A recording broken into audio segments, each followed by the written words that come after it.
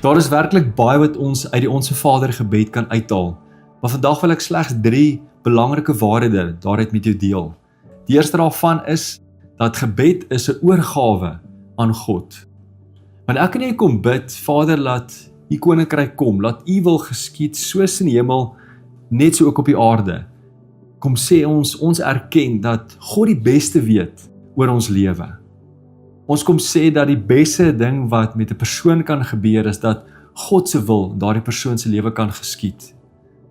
Om te sê, Here, ek verhuil my selfsugtige wil wat beperk is vir U, sodat U vir my U volmaakte wil kan gee wanneer ek hierdie gebed kom bid.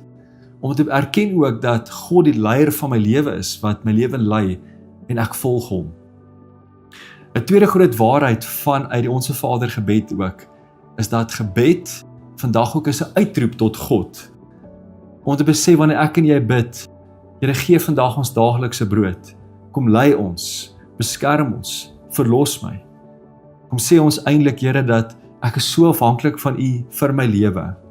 Dat in werklikheid dat alles wat ek het, my bestaan as mens, hang af van U af. Dat ek en jy kan uitroep tot God vir verskillende tipe behoeftes in ons lewe. Jy het sê dat liggaamlike behoeftes is verhoudings, geestelike behoeftes ook. En te besef dat God kom stil staan, dat hy is die alomvattende God, wat alles ons lewe kan onderhou, en kom voorsien en beskerm. Laastens, groot waarheid oor die Onse Vader gebed is, dat gebed is aanbidding aan God.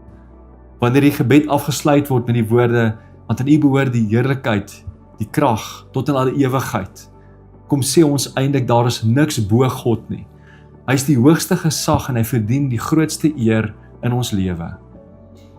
Iemand het eendag die woorde gesê dat gebed is iets wat ons fokus op die Here kom plaas om 'n plek te wees wat ons nie net vir God vertel hoe groot ons probleme is nie, maar ook vir ons probleme vertel hoe groot ons God is. Werklik is niks onmoontlik nie. Niks is te groot, te kompleks, te moeilik vir Hom wanneer ons 'n gebed na Hom toe kom nie. Ek en jy kan ons hart uitstort na die Here toe. Vandag weet, hy is daar vir ons.